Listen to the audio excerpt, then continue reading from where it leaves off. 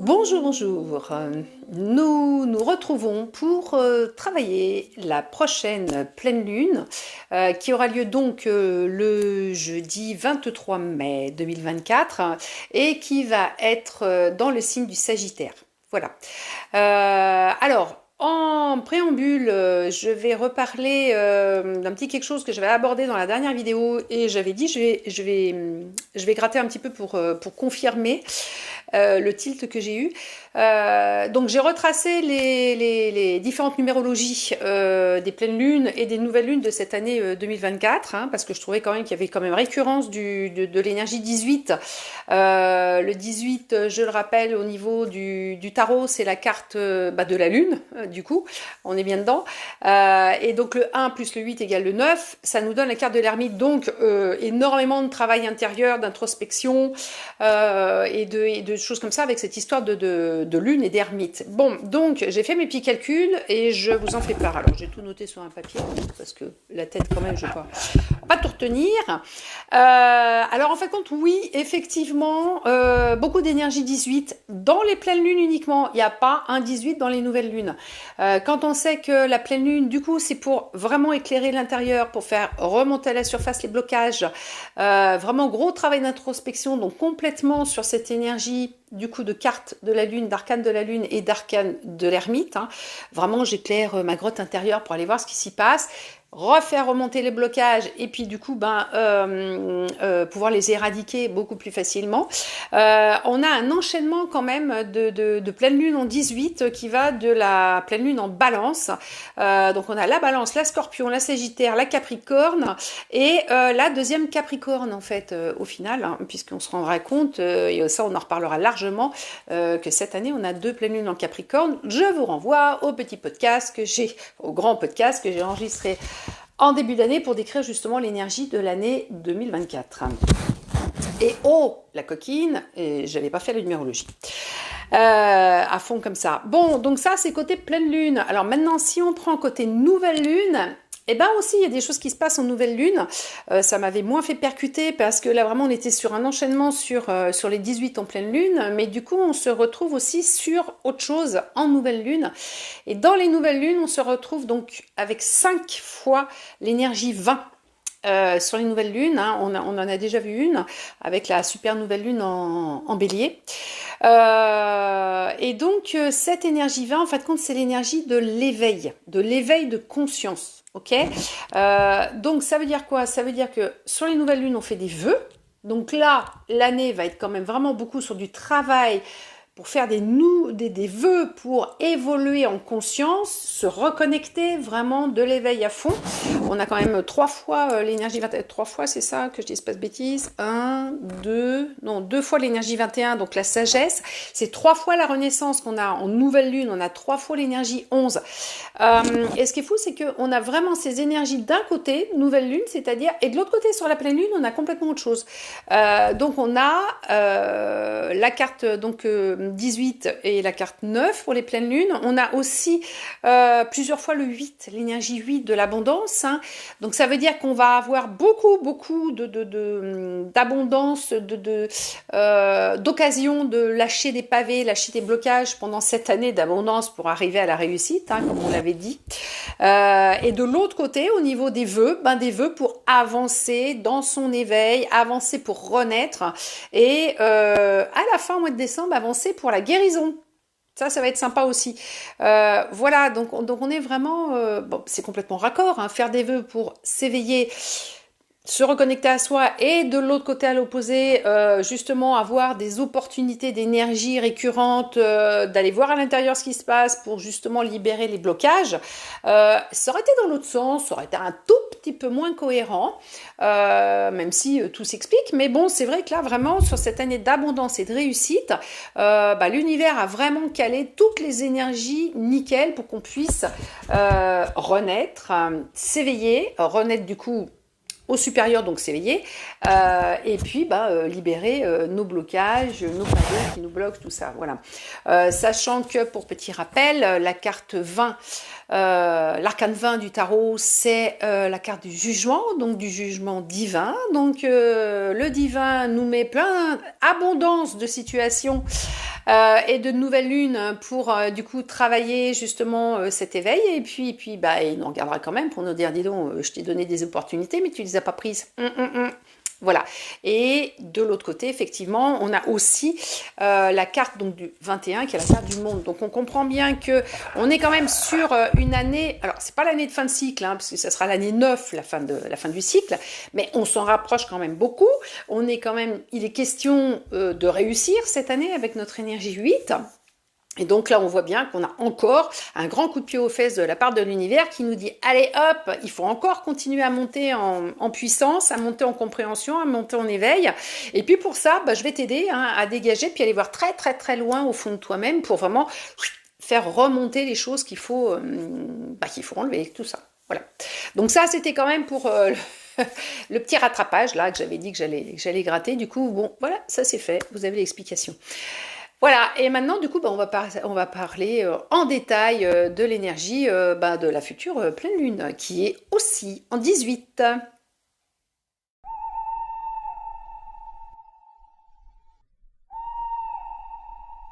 Voilà, alors donc, notre pleine lune, notre prochaine pleine lune, donc du 23 mai 2024, qui aura lieu donc jeudi, puisque la vidéo va être mise en ligne un petit peu en avant. Donc, dans le signe du Sagittaire, grande question, hein, le Sagittaire. Voilà, donc on va parler de ça. Donc, pleine lune, je le rappelle, pleine lune, c'est donc pour délester les pavés, voir les blocages. Hein. La pleine lune, à la pleine lune, quand vous n'avez pas de nuages, on voit super bien, alors pas autant que quand il y a le soleil, mais on voit très très bien quand même le paysage, on voit très bien tout ce qui peut se passer, mais c'est un tout petit peu déformé. Hein, un jardin que vous voyez très bien le jour, bah, quand il est éclairé par la lune, en fait, il apparaît toujours un tout petit peu plus mystérieux, un petit peu plus magique, mystique. Les contrastes ne sont pas les mêmes, les distances ne sont pas tout à fait les mêmes. On a l'impression que voilà, on est quand même dans une autre dimension quelque part, même si on reconnaît très bien son jardin. Voilà, parce que la pleine lune, en fait, ce qu'elle fait, c'est qu'elle met en lumière les ombres. Elle fait ressortir du coup les contrastes, noir, blanc en fait compte, et du coup on s'aperçoit beaucoup mieux de ce qu'il y a à travailler comme blocage. Voilà. Donc, pleine lune en Sagittaire, le Sagittaire c'est quoi, c'est qui le Sagittaire c'est le sage sur Terre. Voilà, déjà ça plante le décor. Le Sagittaire c'est donc l'être qui a quatre pattes, hein, avec ses quatre sabots par terre, hein, et qui a du coup un tronc humain et qui vise avec sa flèche, avec son arc vers le ciel. Bon, en fait, qu'est-ce qu'il fait notre brave Sagittaire? Il vise la lune. Il vise la lune parce que décrochez-moi la lune. Hein, on a envie d'aller décrocher la lune dans sa vie. On veut quelque chose de merveilleux, on veut quelque chose de fantastique. Donc on vise la lune. Il faut viser la lune, il faut viser le plus haut possible, le plus loin possible si on veut avancer. Voilà. Et donc ce brave Sagittaire, pour viser correctement sa lune, bon déjà il est droit, il est fier, il a confiance en lui, il a ses quatre sabots par terre, parce que si jamais il est un peu chancelant, déjà et d'une, sa lune, il va pas arriver à la choper, mais en plus par-dessus le marché, il peut très bien envoyer sa flèche un petit peu n'importe où, trop bas ou sur le côté, enfin, et le voisin peut la recevoir en pleine tête. Donc c'est signe de la confiance en soi. Le Sagittaire, il est dans sa sagesse, il sait les choses qui se passent, il connaît les choses, et fort de ça, il veut aller plus loin. Donc il vise la lune, il veut décrocher la lune. Voilà, donc grand projet, grande confiance en soi, mais la confiance en soi dans le bon sens du terme, hein, pas crise d'ego et choses comme ça. Donc voilà, donc ça c'est le Sagittaire qui est bien, hein, parce que bien évidemment un Sagittaire qui est pas bien dans ses baskets, manque de confiance en soi, manque de précision, n'a pas de rêve, ne veut pas décrocher sa lune, n'a pas d'ambition, n'a pas de toutes ces choses-là. Voilà. Alors, le Sagittaire, c'est un signe de feu. Et on comprend bien pourquoi. Parce que le feu, c'est le feu sacré, c'est l'envie intérieure d'aller plus loin, de partir. Hein. Moi, je compare toujours ça à la Ferrari. Hein. Alors, regardez une Ferrari partir avec derrière le pot d'échappement qui lance des flammes, très symboliquement. Et c'est ça, en fait. Hein. C'est le feu, la niaque pour avancer, le feu intérieur, le feu sacré, la confiance en soi. On croit en soi, on a des grandes flammes à l'intérieur. Et avec ce feu sacré et cette confiance comme ça, on a envie d'aller plus loin, d'aller plus vite, et donc effectivement du coup de partir sur la Lune, entre autres. Voilà. Donc, signe de feu, hein, action, réaction. Alors, planète gouvernante du Sagittaire, et ça va très bien avec son énergie, c'est la planète Jupiter.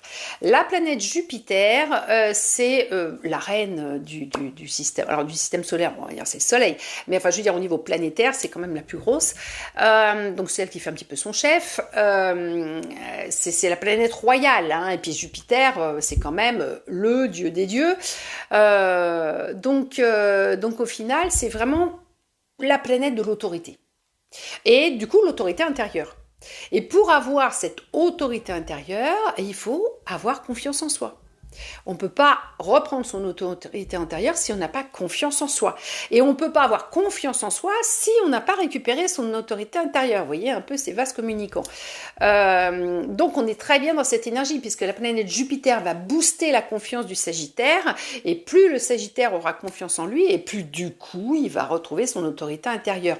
Alors l'autorité positive bien sûr, hein, pas l'autorité, pas le despote. Hein, l'autorité constructive, c'est-à-dire la personne qui est plantée, qui fait son roi, hein, Jupiter, qui fait son dieu, qui est de bons conseils, qui est altruiste, voilà, qui connaît la justice, qui fait les choses toujours bien équilibrées. Voilà, bon, ça c'est dans l'idéal du texte, parce qu'effectivement, du coup, la face sombre de cette affaire-là peut être de débarquer sur des personnes qui vont être ultra orgueilleuses, égocentriques, voilà, très très très imbus de leur personne. Du coup, qui vont être dans une mauvaise confiance en elles. Hein. On va surjouer la confiance en soi. Voilà. Donc voilà, donc vous voyez l'énergie de cette pleine lune, en fait, comme la pleine lune c'est pour enlever des blocages, et ben on va virer ce qui nous empêche d'avoir confiance en nous et de reprendre notre autorité intérieure. Donc super intéressante quand même comme énergie lunaire. Après elles sont toutes intéressantes et toutes nécessaires, de toute façon. Mais bon, là en l'occurrence c'est quand même un gros morceau. Voilà. On est toujours sur l'abondance et la réussite de l'année 8, donc ça veut dire qu'on va avoir beaucoup de choses pendant l'année qui vont venir nous taquiner sur le sujet, et du coup beaucoup sur cette histoire de pleine lune, qui vont venir nous taquiner sur le sujet de la confiance en soi, de l'autorité intérieure, pour voir là, dans la zone d'influence de cette pleine lune, comme on l'a dit, 3 jours avant, 3 jours après, hein, donc c'est pour cette histoire de travail, hein, vous précipitez pas le jour même si effectivement l'énergie est quand même plus costaud ce jour-là, on a quand même un peu de temps. Donc sur cette période-là, on va se faire un peu taquiner notre confiance en nous et notre autorité intérieure. Donc si 3 jours avant, 3 jours après, vous vous rendez compte en fait que dans des choses que vous avez vécues dans une journée, vous dites j'ai pas fait preuve de confiance en moi quand même sur ce coup-là. C'est le moment d'aller bosser ça, bien sûr. Ou alors vous auriez dû prendre un petit peu d'ascendant sur une situation, alors toujours effectivement dans l'amour et la bienveillance, et en fait là vous êtes un petit peu pas dégonflé, mais vous êtes un peu raplati, dire voilà, flûte. Donc vous pouvez noter comme ça pour vous rendre compte un petit peu justement des situations où il y a eu un peu flottement à ce moment-là. C'est pas le gros du travail qu'on va faire à la fin, mais ça vaut toujours le coup de voir dans la matière noir sur blanc ce qui a un petit peu péché au niveau fonctionnement. Voilà. Alors, on est sur le mois de mai. De mai, fais ce qui te plaît. Bon, le mois de mai, c'est le mois de l'épanouissement. Donc, on est dans l'énergie de « je reprends mon autorité intérieure, ma confiance en moi pour m'épanouir ». Voilà, parce que si on n'a pas confiance en soi et si on n'a pas cette histoire d'autorité intérieure, on ne peut pas s'épanouir. Hein. Là, s'épanouir sans confiance en soi, c'est pas possible. Voilà, donc ça c'est vite fait. On a compris le truc. Une pleine lune, ça a toujours 2 énergies de signe, puisque la pleine lune se situe dans un signe opposé au signe vraiment actif sur cette période-là. Et donc, qui dit pleine lune en Sagittaire, dit signe actif du Gémeaux. Alors, grande histoire que les Gémeaux. Il y en a beaucoup qui vont dire « Oula, les Gémeaux, signe compliqué ». Pas simple. Bon, après, les Gémeaux sont des gens super bien, mais qui vivent facilement des choses voilà, un petit peu compliquées personnellement. Donc le Gémeaux, c'est le signe, entre autres, de l'ambivalence. Hein. Évidemment, Gémeaux double, donc on a le noir, on a le blanc. On est vraiment sur le signe de la dualité quand même sur le Gémeaux et de l'union en fait. Alors le Gémeaux, c'est un des signes de l'altruisme. On a le Verseau qui est le signe de l'altruisme de masse, des foules. On a la Vierge qui est le signe de l'altruisme en mode sacrifice, on en reparlera. Et on a le Gémeaux qui du coup est dans la communication avec l'autre. Le Gémeaux est sous l'énergie de la planète Mercure. Mercure, c'est la planète de la sociabilité. Mercure, c'est la planète qui est liée au mercredi au niveau du jour, qui est le jour de la communication professionnelle. On en a parlé dans les 2 dernières lunes, puisque du coup, on en a profité pour voilà, larguer des pavés au niveau de la communication professionnelle. Bon, là, c'est plus le sujet maintenant. Il fallait bosser avant. Et donc le Gémeaux, en fait, quand il est là, le Gémeaux, c'est le soi face à l'autre, donc dans cette communication-là. Mais le Gémeaux, c'est aussi le soi face à soi-même, c'est-à-dire, en fin de compte, le soi matière et le soi spirituel. Reconnecter les deux, réunir les deux pour avoir la complétude de l'être. C'est-à-dire que l'être n'est pas complet s'il ignore l'histoire de l'esprit et de l'âme et qui fait juste avec le physique. Là, on est foutu. Dans la vie, ça peut pas avancer parce que si on comprend pas qu'il y a quand même un petit conducteur qui est à l'intérieur justement de ce petit corps physique et qu'on laisse que le corps physique faire ce qu'il veut avec son petit mental, et ben là c'est foutu. Hein, la vie elle va pas bien se passer du tout. Je vous renvoie à ça, à tout ce qui est médecine chinoise. J'arrête pas, mais je le dis. Où là ils soignent bien évidemment le corps et l'esprit et l'énergie parce que tout ça ne va pas l'un sans l'autre. Voilà. Donc je le rappelle aussi, et je le répéterai jamais assez, le corps physique se soigne chez le médecin allopathique, le généraliste, le spécialiste. Ok, donc ça, on coupe pas. Par contre, on peut voir au niveau de l'énergie, des émotions, pourquoi ça a été impacté et peut-être en amont faire un travail de prévention. Ok, bon ça c'est fait, c'est dit. Donc voilà, donc on est sur notre Gémeaux. Donc le Gémeaux, je dis toujours un peu, bon, pour parler un peu trivialement, il a le cul entre 2 chaises. Voilà, c'est ça. Hein. Le Gémeaux, c'est un petit peu ça. Pas autant de problèmes de choix que la Balance, mais on est quand même pas loin. Le Gémeaux, il est quand même sur une bonne partie sur le mois de juin. Le mois de juin, c'est le mois de l'équilibre. Donc, voilà, hein, il faut vraiment qu'il équilibre ses forces intérieures, le Gémeaux, et qu'il équilibre son soi face aux autres. Et là, on va récupérer notre histoire de confiance en soi. Parce que si on n'a pas confiance en soi, quel est notre rapport à l'autre en fin de compte au final? On peut pas aider l'autre correctement si nous on n'est pas déjà bien planté, si nous on n'est pas déjà libéré de beaucoup de choses à l'intérieur. On va donner une mauvaise énergie à l'autre. Le travail de développement personnel, il y a beaucoup de gens qui disent oui, bah, vous êtes des égoïstes, vous pensez qu'à vous, vous faites des choses à vous, vous dites non. Apprendre à dire non, c'est pas facile, hein, dans le juste toujours. Mais au final de l'action, quand on va mieux, qu'on est mieux planté, qu'on est ancré, qu'on est équilibré, qu'on est dans le juste pour soi, mais on arrive à être dans le juste pour l'autre, bien sûr, parce qu'on a une façon de voir qui est complètement différente, et du coup, on respecte beaucoup plus l'autre, les choix de l'autre, et on dégage pas une mauvaise énergie, on aide l'autre en travaillant sur soi. Ça, déjà, faut en être super conscient. Si on veut faire un cadeau aux autres, le meilleur cadeau qu'on peut faire aux autres, c'est d'aller super bien soi-même. Et quand on va super bien soi, on inspire l'autre et on peut lui transmettre cette force. Hein. Si vous êtes complètement dans les choux, moralement, physiquement, comment vous voulez aider les autres qui sont aussi dans les choux? C'est pas possible. Voilà, il faut quelqu'un qui soit en forme et qui puisse arriver à prendre sans en plus être impacté par du coup la douleur émotionnelle, physique de l'autre. Voilà. Bon, donc le Gémeaux, on est un peu là-dessus.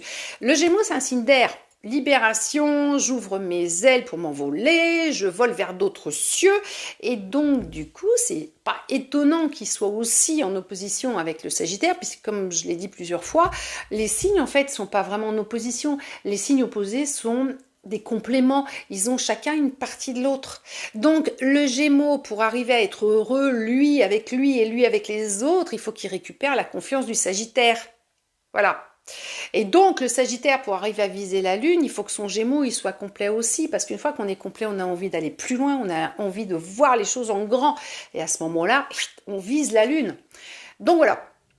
Donc, où on a besoin, le Sagittaire a besoin de l'ouverture de l'air du Gémeaux pour aller choper sa Lune. Voilà, hein, comme ça. Alors, au niveau du jour, on est sur le jeudi. Alors, le jeudi, c'est le jour central de la semaine. Je ferai une vidéo un jour pour expliquer les énergies des jours de semaine. Donc, le jeudi, c'est, j'imagine une pyramide. On a lundi, mardi, mercredi, jeudi. Vendredi, samedi, dimanche. Donc, on a le passé, lundi, mardi, mercredi. Et on a le futur, vendredi, samedi, dimanche. Donc le jeudi, en fait, jour central, on étudie tout ce qui s'est passé lundi, mardi, mercredi, on en tire les conséquences pour pouvoir continuer la fin de sa semaine, du coup, pas se pourrir le week-end. Bon, donc le jeudi, c'est ça. Le jeudi est lié à la planète Jupiter, encore une fois. Donc on est quand même sur 2 fois l'énergie de la planète Jupiter. Pourquoi ? Parce que Jupiter, comme on l'a dit tout à l'heure, c'est la grosse planète, la planète reine de notre système planétaire. Donc c'est elle la reine. Et qui est le roi de la semaine ? C'est le jeudi.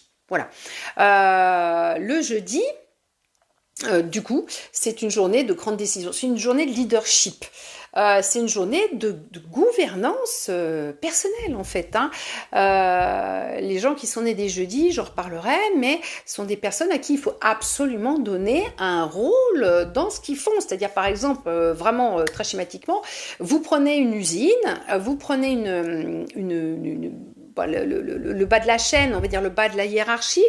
Si vous avez quelqu'un qui est né un jeudi, là-dedans, dans cette chaîne, parce que de toute façon il en faut des personnes comme ça, il faut qu'il ait, s'il veut se sentir heureux, il faut qu'il ait son petit mot à dire. Même si on l'écoute pas, c'est pas le souci, mais il faut qu'il puisse exprimer son point de vue. Quelqu'un qui est né un jeudi qui ne peut pas exprimer son point de vue, c'est quelqu'un qui va être très malheureux, qui va développer des blocages. Donc, il faut que cette personne-là puisse s'exprimer. Voilà. Donc, petite réunion de la chaîne, voilà, hop, il donne son avis.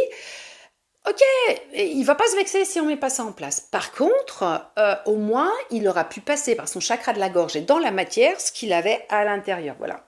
Quelqu'un qui est un jeudi, il faut vraiment qu'il fasse preuve de ça. Alors, en plus, avec le Sagittaire, c'est tout raccord, confiance en soi. Si le petit gars qui est né un jeudi ne peut pas s'exprimer, là, la confiance en lui, elle est zéro. Voilà. Donc, on va être encore sur cette énergie de confiance, de s'exprimer, de prendre le leadership de sa vie, pas le leadership des autres. Au niveau des jours, quand on fait donc le 23 mai 2024, on fait le 2 plus le 3 plus le 5, plus le 2 plus le 2 plus le 4, et on tombe sur quoi ? Sur notre 18. Donc on est revenu encore sur l'énergie du 18. Et le 1 plus le 8 égale le 9. Alors le 9 c'est quoi ? Le 9 c'est le chiffre de la complétude, c'est le chiffre des bilans, c'est le chiffre de la fin du cycle. Donc quand on arrive à 1, 2, 3, 4, 5, 6, 7, 8, on a vécu des choses. 9, on fait le bilan, ce qui vient de se passer, avant de basculer sur un nouveau cycle, 10, 11, 12. Nouveau cycle, puisque le 10, ça sera ni plus ni moins que le 1. Le 1 plus le 0, le 11, ça sera ni plus ni moins que le 2, le 1 plus le 1 égale 2, et ainsi de suite. Donc le 9, voilà, c'est la bascule. On tire les enseignements du passé pour pouvoir préparer l'avenir. Voilà. Fin de cycle, bascule. Et donc, on est beaucoup plus complet de ce qu'on vient de vivre quand on l'a bien conscientisé, et ainsi mieux, c'est pas mieux armé, mais ainsi mieux nourri, avec d'autres informations, d'autres enseignements. Du coup, on prend la vie encore différemment pour le cycle suivant. Voilà, donc c'est ça en fait de compte.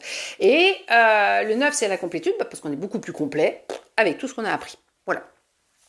Et de 9 en 9, on est de plus en plus complet. Donc, le 18 est relié au niveau d'arcane des tarots à l'énergie de la Lune. Donc ça, j'en ai parlé un peu en début de vidéo. Faire toujours attention quand même que la Lune, comme je l'ai dit, elle floute un petit peu quand même la vérité. Donc des fois on peut être un petit peu perdu dans ces informations, surtout qu'en plus la Lune c'est l'astre de l'intuition, donc on a beaucoup d'idées. Alors en plus sur l'année de l'abondance on a beaucoup d'intuition, donc il ne faut pas non plus se laisser des fois embarquer par des chimères, des choses que le mental veut avoir vues d'une certaine manière, alors qu'en fait, compte, c'était du coup pas ça, c'était éclairé différemment. Donc, on essaie de faire attention, toujours à ce qui résonne en soi. Et puis, donc, on a le 9 de l'ermite dans sa grotte avec sa petite lanterne. Donc, l'ermite, c'est un guide intérieur. Le guide aussi dans la grotte, parce que techniquement parlant, lui, il connaît sa grotte, donc il peut quand même guider les gens qui sont paumés dans cette grotte noire. Il arrive avec sa petite lanterne, il dit suivez-moi, je vais vous amener vers la sortie. Donc l'ermite va être là pour faire remonter, pour qu'on puisse aller à l'intérieur très profond, choper des blocages et du coup les remonter, les extérioriser, les mettre à la lumière de la lune, avoir les bonnes intuitions pour travailler dessus et hop, les virer de notre vie. Ça va être comme ça. Voilà. Donc on est sur ces deux énergies-là. Et puis, quelque chose de très particulier sur cette pleine lune de mai, qui touche toutes les pleines lunes de mai, on est relié à l'énergie de la fête bouddhiste du Wesak. Alors, qu'est-ce que c'est que ça? Le Wesak, en fait, c'est la fête qui célèbre la naissance, l'illumination et la mort de Bouddha. Voilà, tout ça en un.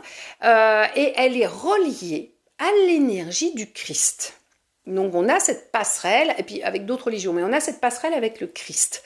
Donc le Wesak, en fait, compte, on a ces deux grosses énergies qui descendent sur la Terre, l'énergie bouddhique et l'énergie christique. Et c'est pas du tout des petites énergies. C'est pour ça que cette pleine lune de la confiance en soi, elle est magnifique. Elle est vraiment accompagnée de ces énergies-là. C'est un truc de fou, quoi. Voilà.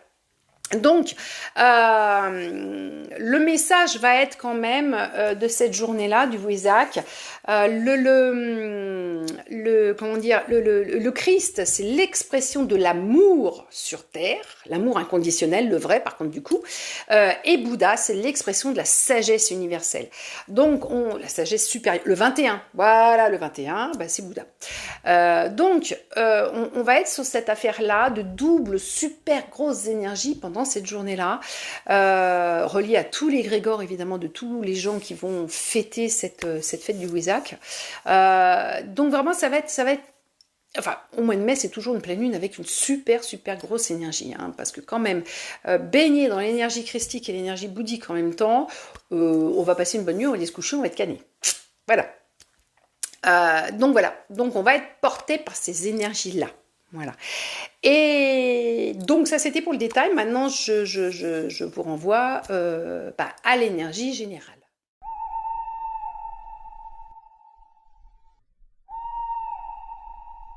Alors l'énergie générale, comme d'habitude, je ne fais que le répéter.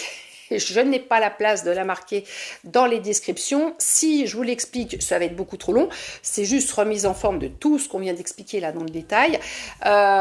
Donc là, sur ce coup-là, je vous invite à voir ça sur, comment dirais-je, mon site internet, ça y est, que je viens de terminer, à peu près. Donc, créadam.fr. www.créadam.fr pour ceux qui n'ont pas justement Facebook. Je vais essayer de vous caler quand même l'énergie générale dans la barre de description, on verra bien si ça tient. Et voilà, donc à vous de gratter pour cette énergie générale. Maintenant, on va voir le travail.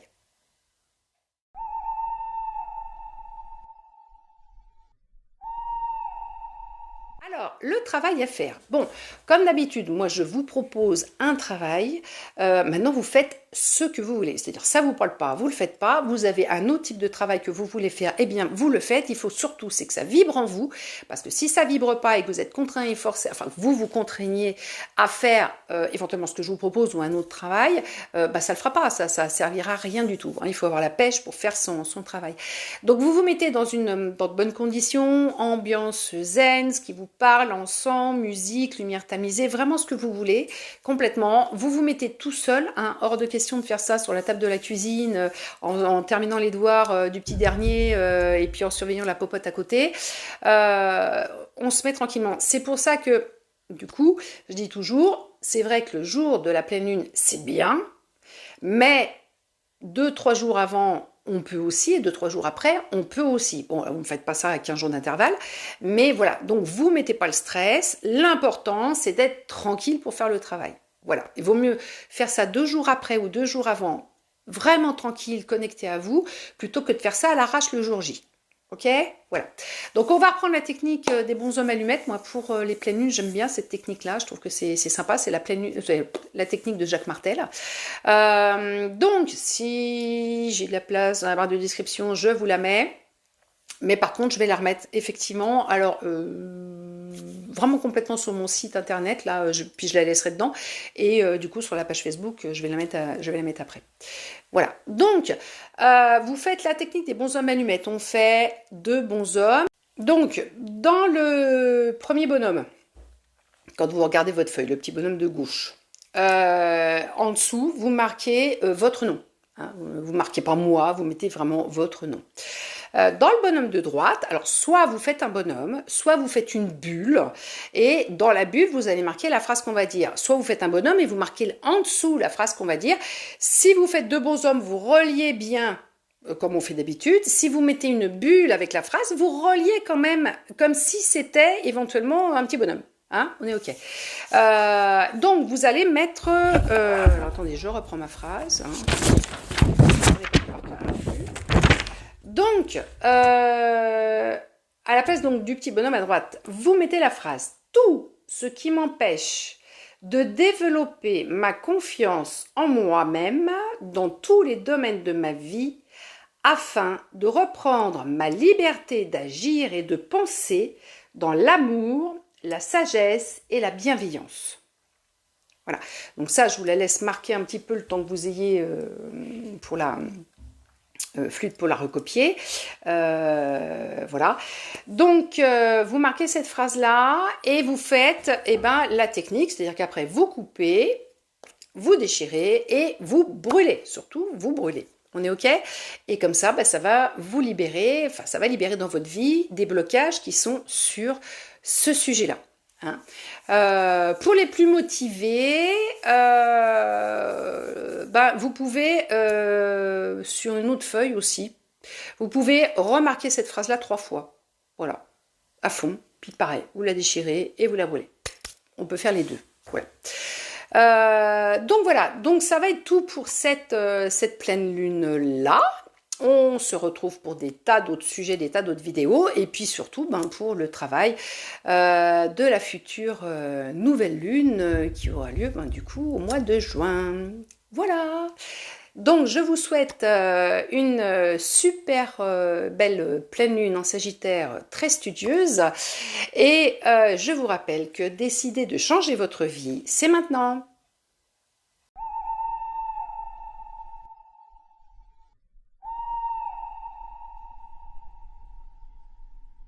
No.